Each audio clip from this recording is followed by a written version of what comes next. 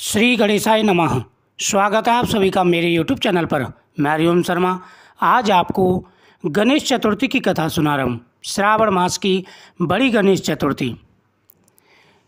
ऋषिगण पूछते हैं कि हे स्कंद कुमार, दरिद्रता, शोक, कुष्ठ आदि से, विकलांग शत्रुओं से, संतप्त राज्य से, निष्कातिक राजा, सदैव दुखी रहने वाले, धनहीन, समस्त उपद्रवों से पीड़ित, विद्याहीन, संतानहीन, घर से निष्कासित लोगों, रोगियों एवं अपने कल्याण की कामना करने वाले लोगों को क्या उपाय करना चाहिए जिससे उनका कल्याण हो और उनके उपरोक्त कष्टों का निवारण हो?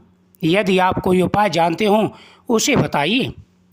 स्वामी कार्तिकेय जी ने कहा, ऋषियों, आपने जो प्रश्न किया है उसके निवार्थ में आप लोगों को एक शुभदायक व्रत बताता हूँ।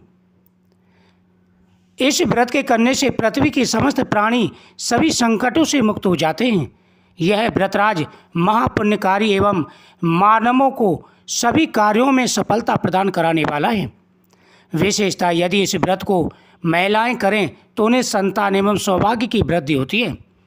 इस व्रत को धर्मराज युधिष्ठिर ने किया था। पूर्व काल में राजच्युत होकर अपने भाइयों के साथ जब धर्मराज वन में चले गए थे तो उस वनवास काल में भगवान श्री कृष्ण ने उनसे कहा था, युधिष्ठिर ने भगवान कृष्ण से अपने कष्टों के समनार्थ को जो प्रश्न किया था उस कथा को आप श्रवण करें। धर्मराज युधिष्ठिर पूछते हैं कि हे पुरुषोत्तम, ऐसा कौन सा उपाय है जिससे हम वर्तमान संकटों से मुक्त हो सकें? हे गदाधर, आप सर्वज्ञ हैं। हम लोगों को आगे अब किसी भी प्रकार का कष्ट न भुगतना पड़े, ऐसा उपाय बताइए। स्कंद कुमार जी कहते हैं, जब धैर्यवान युधिष्ठिर विनम्र भाव से हाथ जोड़कर बारंबार अपने कष्टों के निवारण का उपाय पूछने लगे तो भगवान श्री कृष्ण ने कहा कि हे राजन, संपूर्ण कामनाओं को पूरा करने वाला एक बहुत बड़ा गुप्त व्रत है। इस व्रत के संबंध में मैंने आज तक किसी को नहीं बताया। हे राजन, प्राचीन काल में सतयुग की बात है। पर्वतराज हिमालय की सुंदर कन्या पार्वती ने शंकर जी को पति रूप में प्राप्त करने के लिए गहन वन में जाकर कठोर तपस्या की, परंतु भगवान शिव प्रसन्न होकर प्रकट नहीं हुए। तब शैलपुत्री पार्वती ने अनादिकाल से विद्यमान गणेश जी का स्मरण किया। गणेश जी को उसी क्षण प्रकट देखकर पार्वती जी ने पूछा कि मैंने कुटिल, दुर्बल एवं लोमकर तपस्या की, बड़ी कठिन तपस्या की, किंतु अपने प्रिय भगवान शिव को प्रसन्न न कर सकी। वह कष्ट निवारण दिव्य व्रत जिसे नारद जी ने कहा और जो आपका ही व्रत है, उस प्राचीन व्रत के तत्व को आप मुझसे कहिए।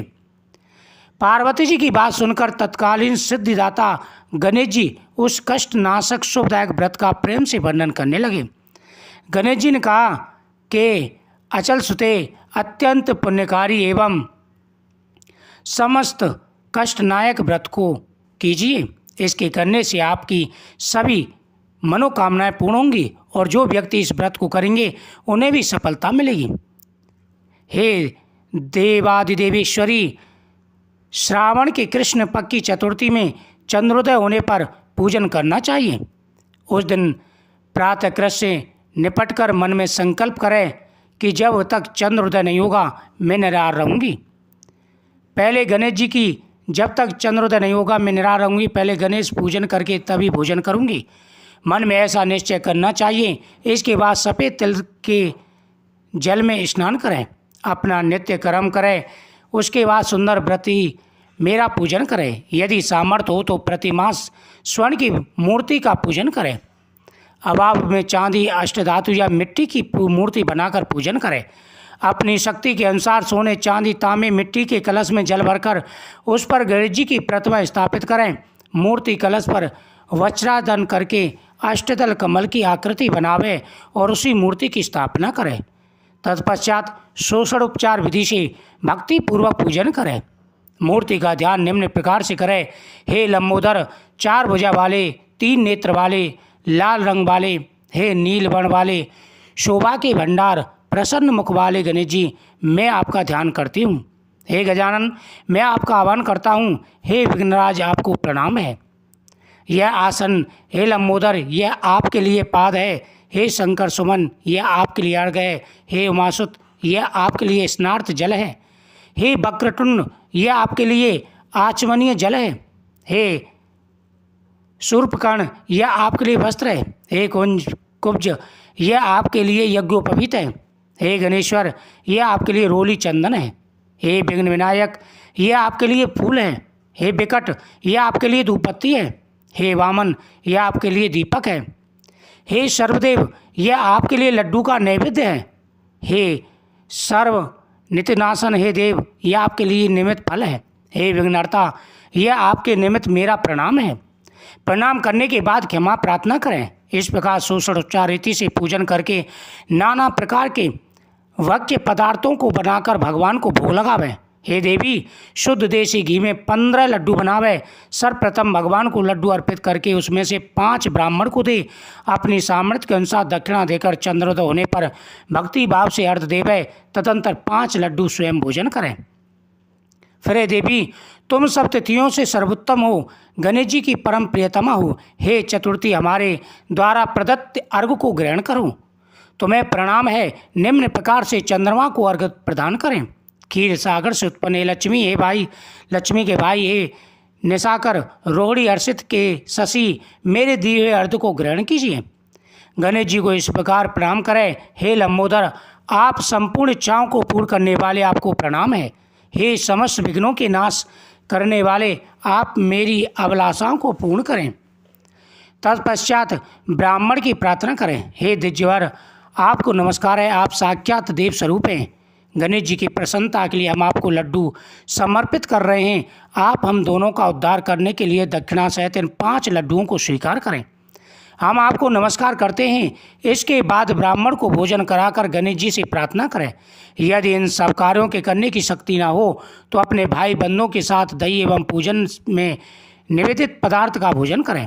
प्रार्थना करके प्रतिमा का विसर्जन करें। अपने गुरु को अन्न वस्त्रादि एवं दक्षिणा के साथ मूर्ति देवें। इस प्रकार से विसर्जन करें। हे देवों में श्रेष्ठ गणेश जी आप अपने स्थान को प्रस्थान कीजिए। इस प्रकार व्रत को पूर्ण करें। हे सुमुखी इस प्रकार जीवन भर गणेश चतुर्थी का व्रत करना चाहिए। यदि जन्म भर ना कर सके तो 21 वर्ष तक करें। यदि इतना भी संभव ना हो तो 1 वर्ष 12 महीने के व्रत को करें।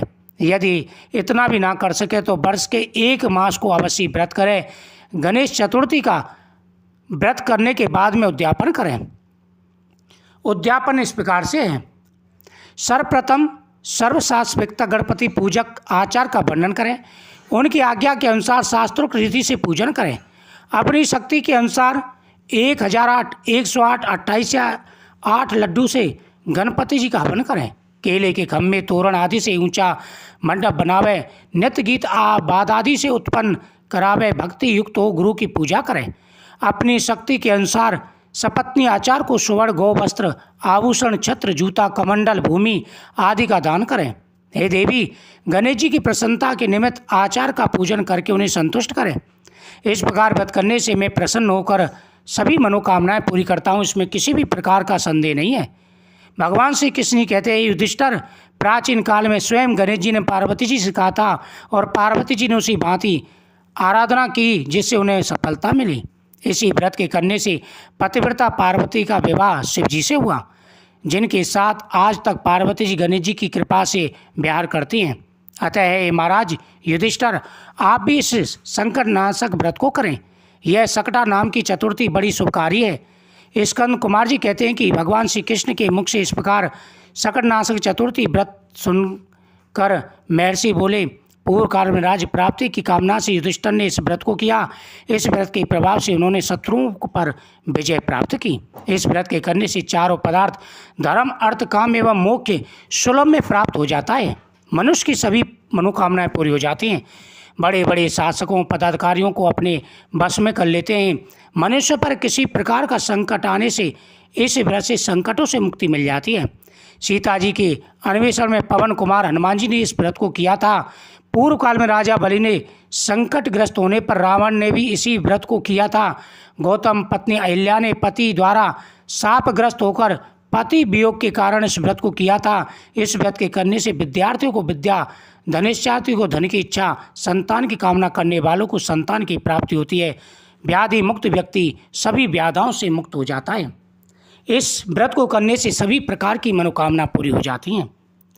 इति श्री गणेश चतुर्थी व्रत कथा समाप्त। इस प्रकार से भगवान गणेश जी की इस कथा को श्रवण करें, इस व्रत को करें। भगवान गणेश जी प्रसन्न होकर के मनवांछित फल प्रदान करते हैं। मुझे उम्मीद है आपको ये कथा बहुत ही सुंदर लगी होगी। भगवान गणेश जी सभी विघ्नों का नाश कर देते हैं। जो व्यक्ति प्रेम पूर्वक भगवान गणेश जी के इस व्रतों को करते हैं, जीवन में उनको कभी कोई कष्ट नहीं होता। भगवान गणेश जी हर मनोकामना पूरी करते हैं। वीडियो को ज़्यादा से ज़्यादा शेयर करें, चैनल को सब्सक्राइब करें, कमेंट में ओम गणपति नमः जरूर लिखें। भगवान गणेश आपके सभी विघ्नों को दूर करेंगे, आपकी हर मनोकामना अवश्य